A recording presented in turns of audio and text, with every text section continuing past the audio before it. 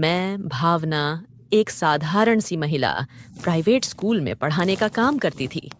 मेरी उम्र 25 साल हो चुकी थी और मेरी दुनिया मेरी माँ और 2 बहनों तक सीमित थी। घर में मैं सबसे बड़ी थी, लेकिन शायद मेरे बड़े होने का कोई खास मतलब नहीं था। मेरी तनख्वाह माँ के हाथों में जाती और उसने मेरी मेहनत से एक और प्रॉपर्टी खरीद ली थी।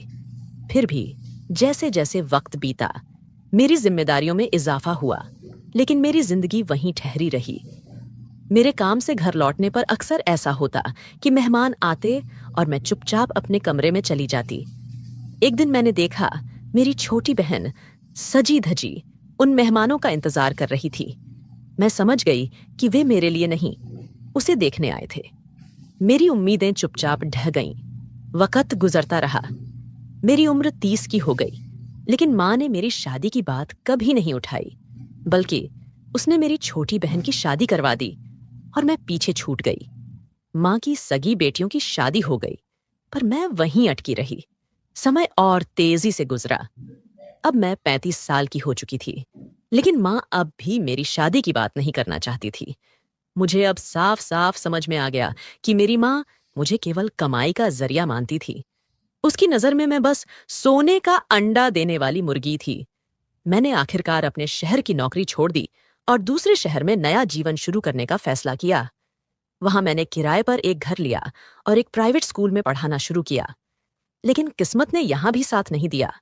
कुछ ही महीने में स्कूल बंद हो गया, क्योंकि शिक्षकों को समय पर वेतन नहीं मिलता था। मैं भी बाकी शिक्षकों की तरह इस्तीफा देकर घर लौट आई। अब मेरे पास ज्यादा पैसे नहीं बचे थे। इस नई परिस्थिति से जूझते हुए मैंने अपने घर में ही ट्यूशन शुरू करने का सोचा। दरवाजे पर ट्यूशन क्लासेस का बोर्ड लगते ही कुछ ही घंटों में पहले विद्यार्थी का आगमन हुआ। धीरे धीरे 5-6 बच्चे पढ़ने आने लगे और जिंदगी दोबारा पटरी पर आने लगी थी। फिर एक दिन एक 15 साल का लड़का अभिषेक मेरे पास पढ़ने आया। उसकी उम्र बाकी बच्चों से ज्यादा थी, इसलिए उसने अपना ट्यूशन का समय अलग करवा लिया। पहले पहले तो सब ठीक था, लेकिन कुछ दिनों बाद उसकी हरकतों ने मुझे हैरान कर दिया। अभिषेक ट्यूशन में आते ही अपनी गोद में बैग रखकर मुझे देखता रहता। एक दिन जब मैं बोर्ड से पीछे मुड़ी, तो देखा उसकी नजर बोर्ड पर नहीं, मुझ पर थी। उसकी आंखों में कुछ अजीब सा था। और फिर उसकी गोद में रखे बैग की हलचल ने मेरी बेचैनी और बढ़ा दी। मेरे कदम खुद ब खुद उसकी तरफ बढ़े। मैंने उसका बैग हटाया और जो दृश्य मेरे सामने था, उसने मेरे पैरों तले जमीन खिसका दी। 15 साल का वह लड़का मुझे देखकर वहीं बैठे बैठे अपनी हदें पार कर रहा था। उस पल मेरे भीतर गुस्सा, शर्मिंदगी और घिन का तूफान उमड़ पड़ा। लेकिन मैं जानती थी, ये लड़ाई सिर्फ अभिषेक के खिलाफ नहीं थी। ये लड़ाई मेरे जीवन के हर उस पल के खिलाफ थी जिसने मुझे पीछे धकेलने की कोशिश की थी। उसकी माँ की गोद में उसका 6 महीने का बच्चा था और पास ही उसका बड़ा बेटा अभिषेक खड़ा था। वो महिला मेरे पास आई और अभिषेक का एडमिशन कराते हुए बोली, मैडम, आप मेरे बेटे को कम से कम 4 घंटे ट्यूशन दीजिए। घर पर ये बहुत परेशान करता है और पढ़ाई में भी दिलचस्पी नहीं लेता। आपके डर से शायद ये थोड़ी पढ़ाई कर ले। उसने आगे कहा, मैं आपको एक्स्ट्रा क्लासेस के लिए कुछ ज्यादा पैसे भी दूंगी। अतिरिक्त पैसे किसे नहीं चाहिए होते। वैसे भी मेरा खुद का कोई परिवार नहीं था और न ही मुझे किसी पति को जवाब देना पड़ता था। इसीलिए मैंने खुशी खुशी उसके बेटे को एक्स्ट्रा क्लास देने के लिए हाँ कर दी।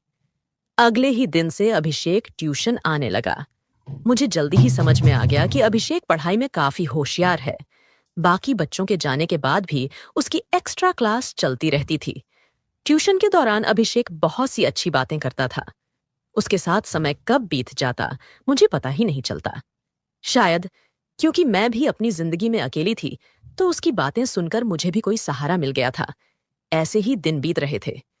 मैं जिस घर में रहती थी, उसकी ऊपरी मंजिल का एक कमरा पहले से ही टूटा हुआ था। अब वहां एक नया किराएदार आकर रहने लगा था, जो कि मेरी ही तरह अकेला था। एक शाम की बात है। 6 बजे के करीब अभिषेक अपने घर जाने के लिए निकला ही था कि तभी वह नया किराएदार मुझे चाय के लिए बुलाने आया। उसकी बात सुनकर अभिषेक अचानक रुक गया और बोला, मैडम, मुझे मैथ्स के कुछ सवाल समझने हैं। ये कहते हुए वह मुझे क्लासरूम में ले आया। जैसे ही हम अंदर पहुंचे, मैंने उसे ब्लैक बोर्ड पर मैथ्स के सवाल समझाने शुरू कर दिए, लेकिन अभिषेक का ध्यान बिल्कुल भी मेरी पढ़ाई पर नहीं था। वो बस यूं ही मेरा समय बर्बाद कर रहा था, ये मुझे समझ में आ गया था। मैंने थोड़ी सख्ती से कहा, तू मेरा समय बर्बाद मत कर, तेरा ट्यूशन का समय खत्म हो गया है, अब घर जा। अभिषेक ने अचानक मेरे हाथ को पकड़ लिया और बोला, मैडम, आप बहुत अच्छी हैं। जब तक मैं वापस नहीं आता, अपना ख्याल रखना। मुझे उसकी इस बात पर कोई खास ध्यान नहीं गया, लेकिन जाते वक्त उसका इस तरह का व्यवहार मुझे थोड़ा अजीब जरूर लगा। अगले दिन अभिषेक ट्यूशन के समय नहीं आया। तभी आसमान में बादल घिराए और तेज बारिश होने लगी। मैंने ट्यूशन में आए बाकी बच्चों को जल्दी ही छुट्टी दे दी। थोड़ी ही देर बाद जब मैं दरवाजे पर खड़ी होकर बारिश का आनंद ले रही थी, तभी मैंने देखा कि अभिषेक पूरी तरह से भीगा हुआ मेरी ओर आ रहा है। उसे इस हालत में देखकर मैंने जल्दी से उसे अंदर बुलाया और रुमाल फेंकते हुए कहा, जल्दी अंदर आ जाओ। अभिषेक घर के अंदर आते ही मुझसे लिपट गया। उसकी इस अचानक हरकत से मैं हैरान रह गई। वो रो रहा था। मैंने उससे पूछा, क्या हुआ अभिषेक, क्यों रो रहे हो? उसने सुबकते हुए कहा, आज मम्मी ने मुझे मारा है, मैं अब घर वापस नहीं जाऊंगा। उसकी बातें सुनकर मेरा दिल पिघल गया। उस रात वो घर जाने को बिल्कुल तैयार नहीं था। मैंने उसे खाना खिलाया, लेकिन फिर भी वो घर जाने को राजी नहीं हुआ। उसकी माँ भी उसे देखने नहीं आई और जब मैंने फोन किया तो उसका नंबर भी नहीं मिला। आखिरकार मैंने उसे अपने घर में ही सुला लिया। वो रात मेरे लिए भी अजीब थी, लेकिन कहीं न कहीं मैंने महसूस किया कि अभिषेक भी शायद उसी तरह अकेलापन महसूस कर रहा था जैसे मैं करती थी। वह रात भी ऐसी ही थी जब अभिषेक मेरे कमरे में सोया हुआ था। अगले दिन सुबह सुबह दरवाजे पर दस्तक हुई। अभिषेक की माँ खड़ी थी और जैसे ही मैंने दरवाजा खोला, उन्होंने रोते हुए कहा, आप इस लड़के को अपने घर में बिल्कुल भी मत रखिए, मैं इससे तंग आ चुकी हूँ, आप भी इसे निकाल दीजिए। उनकी आंखों में आंसू थे और उन्होंने गुस्से में अभिषेक को थप्पड़ मारा। मैं हैरान रह गई। मैंने उन्हें रोकते हुए कहा, आप उसे क्यों मार रही हैं? इस पर वह बोली, इसकी तरफदारी मत कीजिए, नहीं तो आप पछताएंगी। अगर आप इसे अपने पास रखना चाहती हैं तो रख लीजिए, मैं इसकी ट्यूशन फीस भी नहीं दूंगी। इतना कहकर वह चली गई। मुझे ऐसा लगा कि उन्होंने अपने बेटे के लिए ममता खो दी है। अभिषेक चुपचाप मेरे पीछे आकर लिपट गया। उसकी माँ के जाते ही उसने मुझे जोर से गले लगाया। उसकी मासूमियत देखकर मेरा दिल पिघल गया। मैंने सोचा, वैसे भी मैं घर में अकेली हूँ, कुछ दिनों के लिए अभिषेक को रख सकती हूँ। शायद उसकी माँ का गुस्सा ठंडा हो जाए और वह उसे वापस ले जाए। लेकिन ऐसा नहीं हुआ। अभिषेक की माँ ने उसके कुछ सामान दरवाजे पर छोड़ दिया और चली गई। मैं इसे क्षणिक गुस्सा समझ रही थी, मगर 2 दिन बाद पता चला कि वे लोग कॉलोनी छोड़कर किसी और शहर चले गए हैं। उनके फोन भी बंद हो गए थे। मैं यह बात अभिषेक से छिपाए रखी, क्योंकि उसे यह जानकर बहुत धक्का लगता कि उसके माता पिता उसे छोड़कर चले गए हैं। धीरे धीरे मैंने अभिषेक को अपने घर में ही रखना शुरू कर दिया। वह सुबह स्कूल जाता, शाम को ट्यूशन करता और रात को मेरे कमरे में आकर सोता। सब कुछ सामान्य चल रहा था, लेकिन एक रात कुछ अजीब हुआ। हमेशा की तरह उस दिन भी अभिषेक मेरे कमरे में सोने आया और लाइट बंद कर दी। वह अंधेरे में सोने का आदी था और उसकी आदत के चलते मैंने भी अंधेरे में सोने की आदत डाल ली थी। अचानक उस रात अभिषेक ने मुझे बहुत जोर से पकड़ लिया। उसकी पकड़ इतनी मजबूत थी कि मुझे यकीन ही नहीं हुआ कि वह 15 साल का लड़का है। मैं बहुत डर गई थी। ना तो मैं उठ पाई, ना ही उसकी पकड़ से खुद को छुड़ा पाई। लगभग आधे घंटे बाद वह अलग हुआ। मैं कांप रही थी और डर के मारे हॉल में चली गई। सुबह अभिषेक जब कमरे से बाहर आया तो वह ऐसे व्यवहार कर रहा था जैसे रात में कुछ हुआ ही नहीं। मैं उसे कुछ कहने ही वाली थी, तभी वह किचन की ओर बढ़ गया। उसकी मासूमियत देखकर मेरे मन में उथल-पुथल मच गई। उसने मेरे लिए चाय बनाई और मेरे कमरे में मेरा इंतजार कर रहा था, मानो कुछ हुआ ही ना हो। वो मेरे कमरे में था और अचानक उसे देखकर मैं थोड़ी शर्म से भर गई। फौरन बाथरूम की ओर बढ़ी, अंदर जाकर जल्दी से अपने कपड़े ठीक किए और फिर बाहर आई। बाहर आते ही मैंने अभिषेक से सवाल किया, अभिषेक, तुम्हारी तबीयत ठीक तो है ना? रात को तुमने मुझे इतनी जोर से क्यों पकड़ा था? अभिषेक ने बेहद शांत अंदाज में जवाब दिया, मैडम, शायद आपको कोई गलतफहमी हुई है। मैं तो जल्दी ही सो गया था। उसके जवाब से मुझे थोड़ी राहत मिली। लगा कि शायद वो सब कुछ नींद में हुआ होगा। मैंने उस बात को और ज्यादा तूल नहीं दी। कुछ देर बाद अभिषेक स्कूल चला गया। दोपहर को जब वो घर आया तो रोज की तरह ट्यूशन के लिए बैठ गया। अब मैं उसकी एक्स्ट्रा क्लास नहीं ले रही थी। उस दिन बाकी बच्चे चले गए, मगर अभिषेक काफी देर तक रुका रहा।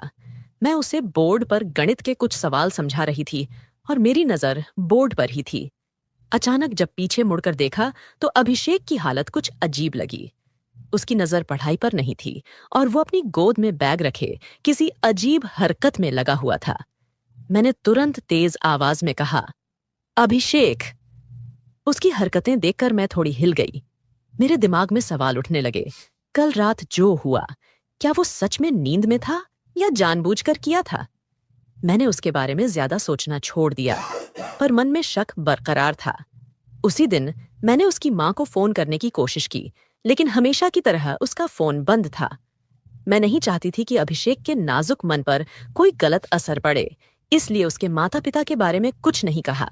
अभिषेक को अपने घर में रखने का मेरा फैसला अब भारी गलती लगने लगा था, लेकिन तब मुझे इसका एहसास नहीं हुआ। फिर उसी रात अभिषेक मेरे पास सोया। उसने मुझे कुछ इस तरह से पकड़ा कि मुझे लगा जैसे वो 15 साल का लड़का अब मेरी जान ही ले लेगा।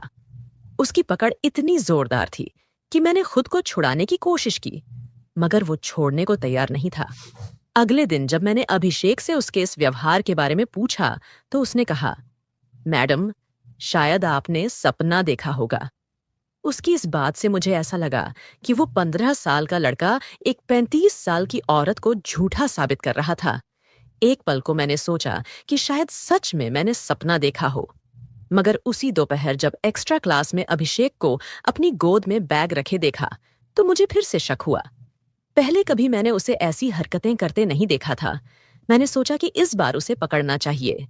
जैसे ही उसकी हलचल मुझे दिखी, मैंने झटके से बैग हटाया। तब मैंने देखा कि अभिषेक की मुट्ठियां कसकर बंधी हुई थीं और उसकी नजरों में कुछ अजीब सा भाव था। उसकी वो नजरें देखकर मेरे रोंगटे खड़े हो गए। उसी वक्त ऊपर की मंजिल पर रहने वाले किराएदार विजय घर आए थे। वो अक्सर जब भी कुछ नया लाते तो मुझे भी देने आते थे। उस दिन भी वो मार्केट से सब्जियां लाकर मेरे घर देने आए थे। विजय ने जब अभिषेक का व्यवहार देखा तो वो भी थोड़ा असमंजस में आ गए। उन्होंने मुझसे पूछा, अभिषेक ठीक है ना? मैंने अभिषेक की नजरों से बचाकर विजय को धीरे से सारा हाल बताया। अभिषेक के बारे में सुनते ही विजय को उस पर दया आई। वह सोचने लगा कि एक बच्चा जिसके माँ बाप उसे छोड़ चुके हों, किस तरह से अकेलापन महसूस करता होगा। विजय ने अभिषेक से कहा, तू अपनी मैडम को परेशान करने की बजाय आज से मेरे साथ मेरे कमरे में रह जा। लेकिन अभिषेक के चेहरे पर गुस्सा साफ दिखाई दे रहा था। वह मेरे पीछे छिपते हुए विजय को घूरने लगा और बोला, मैं अपनी भावना मैडम को छोड़कर कहीं नहीं जाऊंगा, और तुम भी आज के बाद मेरी मैडम के पास मत आना। यह अभिषेक का वही रूप था जिसे मैं समझ नहीं पा रही थी। उसकी ये अचानक की गई बदतमीजी ने मुझे चौंका दिया। मैंने उसे डांटते हुए कमरे में भेज दिया। विजय ने भी चुपचाप अपनी लाई हुई सब्जी मेरे पास रखी और वहां से चला गया। पर मुझे महसूस हुआ कि कुछ तो अजीब हो रहा है। रात को सोते वक्त अभिषेक अक्सर कुछ बड़बड़ाता, कभी शादी की बातें, कभी मेरे साथ भविष्य के सपने। पर ये बातें मुझे अजीब लगती। मैं जानती थी कि कुछ गड़बड़ है, लेकिन ये समझ नहीं पा रही थी कि आखिर ये सब क्यों हो रहा है। एक रात मैंने अभिषेक से कहा कि वह बाहर हॉल में जाकर सो जाए, पर उसने मेरी बात नहीं मानी। जिद करके वह मेरे कमरे में आया और आते ही कमरे की सारी लाइट्स बंद कर दी। कमरे में घुप अंधेरा हो गया और अभिषेक मेरे पास आकर लेट गया। आधी रात के करीब मुझे अचानक महसूस हुआ कि अभिषेक का बर्ताव फिर से अजीब हो रहा है। इस बार उसने धीरे धीरे मेरे शरीर पर हाथ फेरा और मुझे कस कर पकड़ लिया।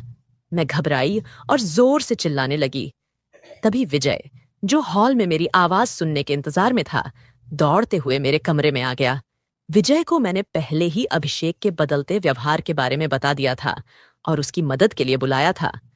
कमरे में आते ही उसने लाइट ऑन की। जब मेरी नजर अभिषेक पर पड़ी तो उसका चेहरा पूरी तरह बदल चुका था, गंभीर और खौफनाक। उसके हाव भाव देखकर मैं बुरी तरह डर गई थी। विजय ने किसी तरह अभिषेक से मुझे छुड़ाया, लेकिन अभिषेक बिस्तर पर ऐसे पड़ा था जैसे वह पूरी तरह से जड़ हो गया हो। उसके हाथ पैर अकड़ गए थे, आंखें कसकर बंद थीं और वह कांप रहा था। यह देखकर हमें बिल्कुल समझ नहीं आ रहा था कि उसे अचानक क्या हो गया। बिना देर किए हमने अभिषेक को अस्पताल पहुंचाया। अस्पताल में डॉक्टरों ने बताया कि अभिषेक को मिर्गी के दौरे पड़ते हैं और सही इलाज न होने की वजह से उसकी हालत बिगड़ती जा रही थी। डॉक्टर ने यह भी कहा कि अगर अभिषेक को समय पर अस्पताल नहीं लाया जाता तो उसकी जान भी जा सकती थी। डॉक्टर की ये बातें सुनकर मैं स्तब्ध रह गई। पिछले कुछ दिनों में अभिषेक के साथ एक गहरा संबंध बन चुका था, जैसे वह मेरे परिवार का हिस्सा हो। 2 दिन बाद अभिषेक को अस्पताल से छुट्टी मिल गई। घर लौटते ही वह मेरे पैर पकड़कर रोने लगा। तब मैंने उसे सांत्वना दी और कहा कि वह घबराए नहीं, सब कुछ ठीक हो जाएगा। जब मैंने अभिषेक से पूछा कि क्या उसके माता पिता का हाल चाल है, तो उसकी आंखों में एक अदृश्य दर्द था। मैडम, उसने धीरे से कहा, मेरे माता पिता इस शहर को छोड़ चुके हैं। जब माँ ने मुझे मार पीट कर घर से निकाला तो उसने कहा था कि मैं इस शहर से चली जाऊंगी। अभिषेक ने अपने अतीत का एक चौंकाने वाला रहस्य उजागर किया। जिस महिला को आप मेरी असली माँ समझती हैं, वह वास्तव में मेरी जन्म माँ नहीं है। मुझे अनाथालय से गोद लिया गया था जब मैं केवल 6 साल का था। उन लोगों की शादी को 7 साल हो चुके थे और उनके पास कोई संतान नहीं थी। कुछ साल बाद जब उन्हें अपना बच्चा हुआ तो माँ का मुझसे प्यार घटने लगा। उसकी आवाज में आंसू थे जब उसने कहा, जब मैंने ट्यूशन के लिए आना शुरू किया तब मैंने देखा कि आप मुझसे प्यार से बात करती थीं। उस दिन जब मेरी माँ ने मुझे घर से बाहर निकाला तो मैं आपके पास शरण लेने आया। आपने मुझे अपने घर में बिना किसी शर्त के रखा। विजय ने इस स्थिति को सुनकर कहा, अभिषेक, अगर तुम्हें कोई आपत्ति नहीं है तो मैं तुम्हें गोद लेना चाहता हूं। विजय और मैंने अपनी अपनी कहानियां साझा की। उसने बताया कि कैसे उसके समाज में उसके मेडिकल टेस्ट के कारण उसकी शादी नहीं हो पा रही थी। मैंने विजय को बताया कि मैंने अपनी शादी के बारे में कभी सोचा नहीं था, लेकिन उसकी अच्छाई ने मुझे अपनी सोच बदलने पर मजबूर कर दिया। हमने कानूनी रूप से अभिषेक को गोद लिया और हम तीनों एक नया परिवार बन गए। भगवान हमें किस रास्ते से जोड़ देगा, यह कहना मुश्किल है। मेरे अपने लोग मुझे छोड़ चुके थे, लेकिन विजय ने मुझे एक नया जीवन दिया और अभिषेक ने मुझे मातृत्व का अनुभव कराया। तो दोस्तों, यह थी आज की कहानी। क्या आपको यह पसंद आई? अपनी राय कमेंट बॉक्स में जरूर साझा करें। अगर आपको कहानी पसंद आई तो वीडियो को लाइक करें और हमारे चैनल को सब्सक्राइब करें। धन्यवाद। एक दिन रात के वक्त 20 साल की जवान लड़की अपने पिता के कमरे में जाती है और देखती है कि उसके पिता गहरी नींद में सो रहे हैं। वह लड़की धीरे से उनके पास जाकर बैठ जाती है और उसे देखकर पिता जाग जाते हैं। पिता पूछते हैं, बेटा इतनी रात को क्या हुआ, सब ठीक है ना? लड़की कहती है, पापा मेरे सिर में बहुत तेज दर्द हो रहा है और मुझे बहुत डर भी लग रहा है। क्या मैं आपके पास सो सकती हूँ?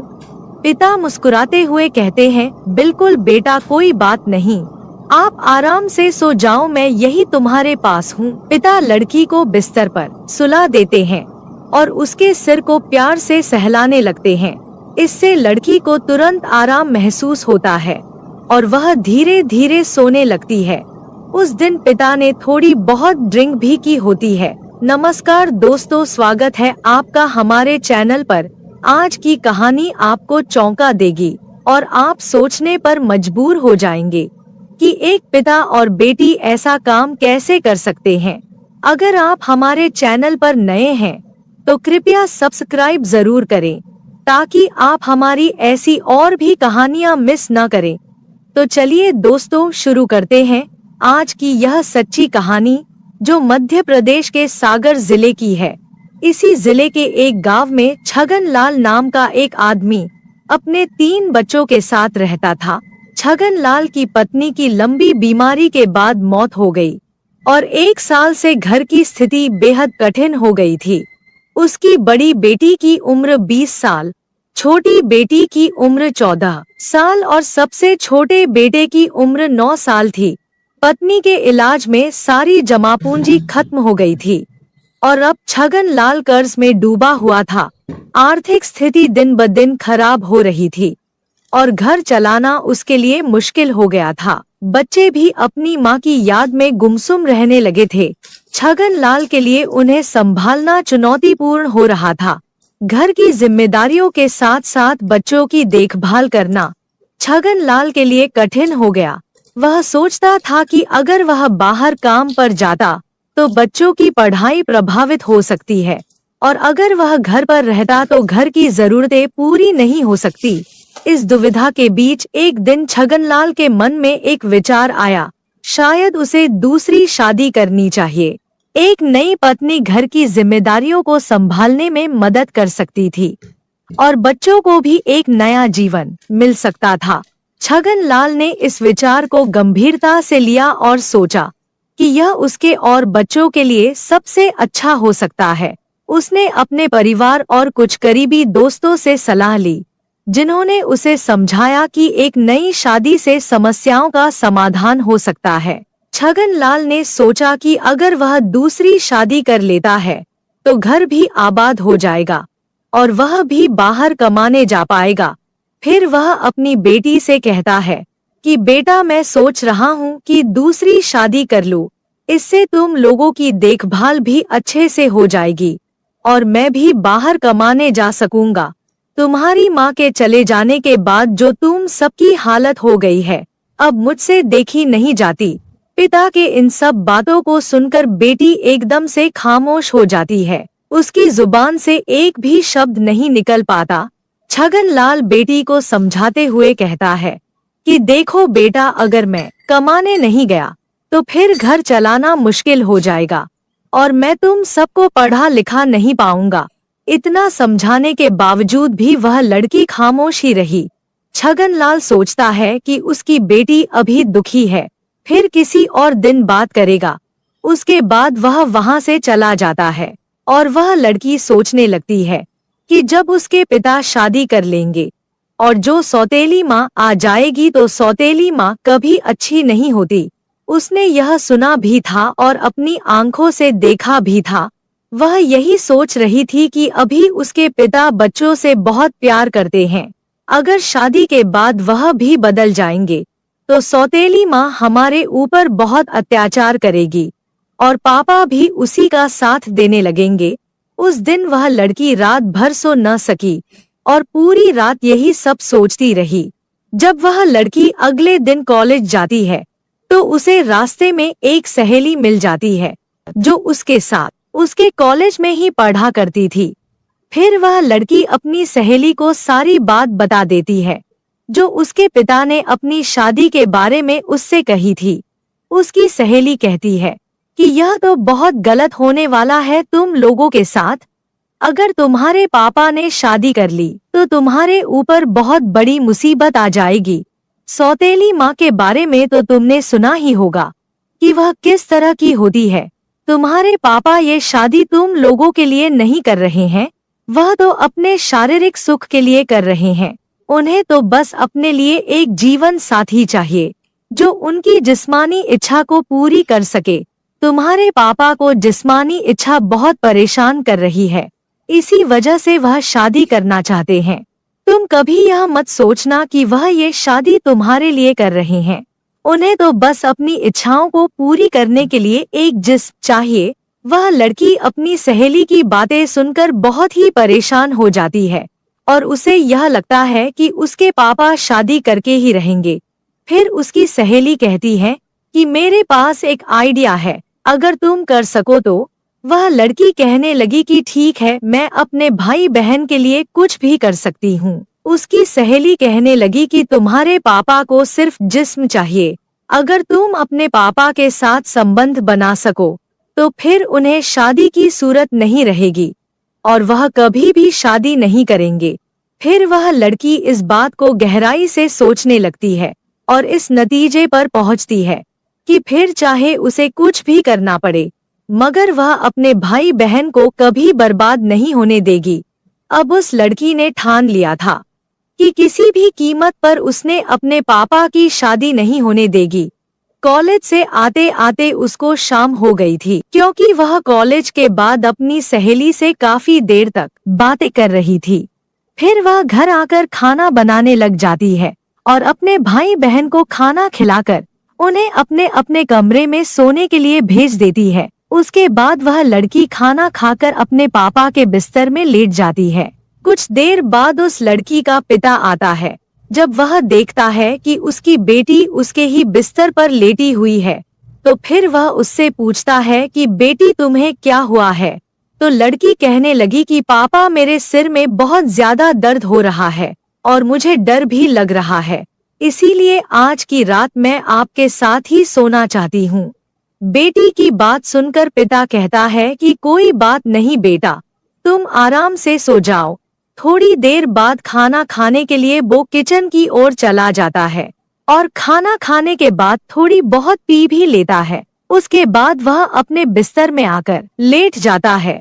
एक तरफ लड़की लेटी हुई थी और दूसरी तरफ उसके पिता थे, मगर उन दोनों के ऊपर अलग अलग कंबल थे। रात के 12 बज चुके थे, मगर उस लड़की की आंखों से नींद बिल्कुल ही गायब थी। उसके दिमाग में तो उसकी सहेली की बातें और सौतेली माँ की तस्वीरें घूम रही थी। जब लड़की ख्यालों की दुनिया से बाहर आई तो उसने देखा कि उसके पापा तो गहरी नींद में सो गए हैं। फिर वह लड़की डरने का नाटक करते हुए अपने पापा के कंबल में जाकर उनके करीब हो जाती है। थोड़ी देर बाद वह लड़की धीरे धीरे अपने पापा के और भी ज्यादा करीब होने लगती है। नशे के कारण उनका बाप भी मदहोश होने लगता है।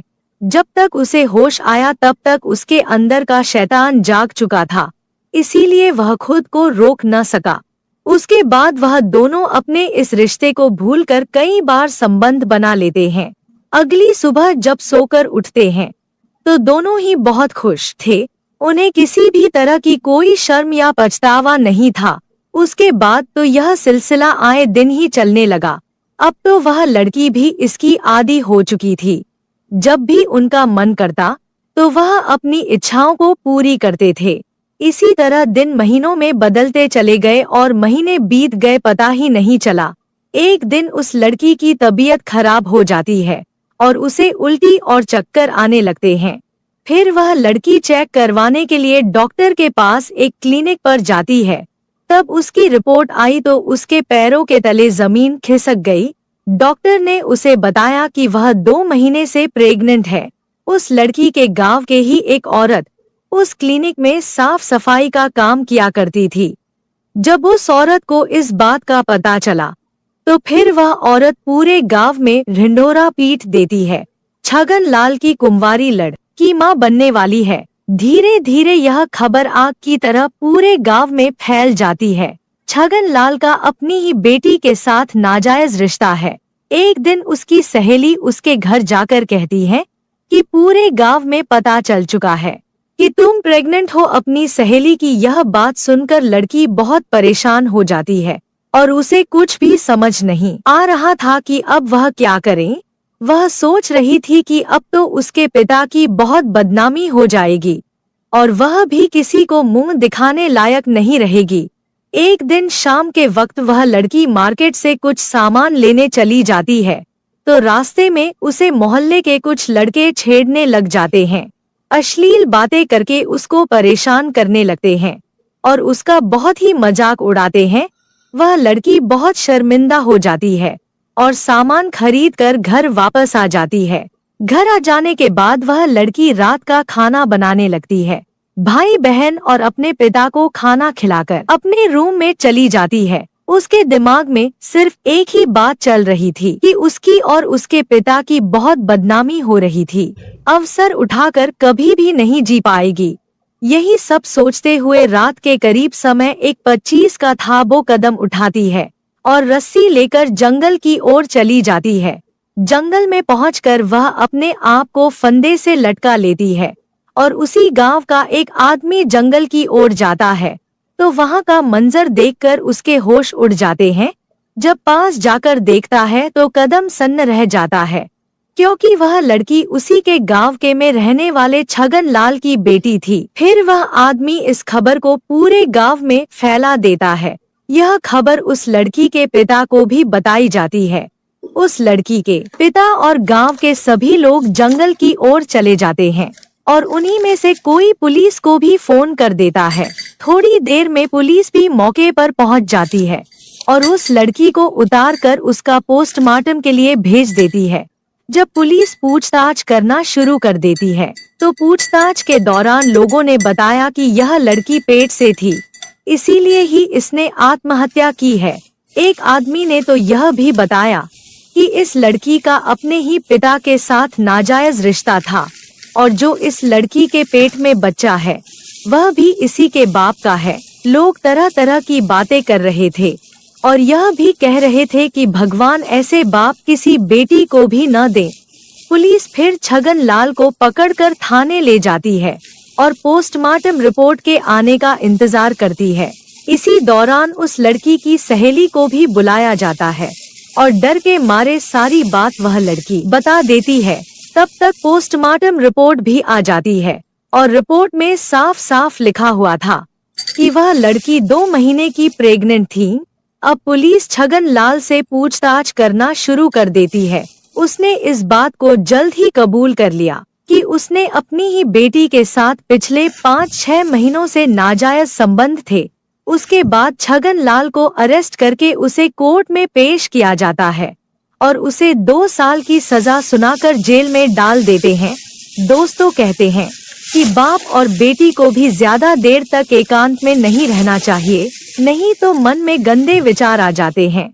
अगर गंदे विचारों ने किसी के मन में एक बार घर बना लिया तो फिर उसे भगवान भी नहीं बचा सकते। फिर वह इंसान कुछ ऐसा कर बैठता है जिसके कारण पवित्र रिश्ते भी पवित्र शर्मसार हो जाते हैं। दोस्तों, इस कहानी को सुनाने का मकसद आपकी भावनाओं को ठेस पहुंचाना नहीं है, बल्कि आप लोगों को जागरूक और सचेत करना है। तो दोस्तों, यह थी हमारी आज की कहानी। कैसी लगी हमें कमेंट करके जरूर बताएं और यह भी बताएं कि आपको किसकी गलती लगती है, पिता की, बेटी की या फिर उसकी सहेली की जिसने उस लड़की को यह गंदा मशवरा दिया था। अगर कहानी अच्छी लगी हो तो चैनल को सब्सक्राइब और वीडियो लाइक जरूर कीजिएगा।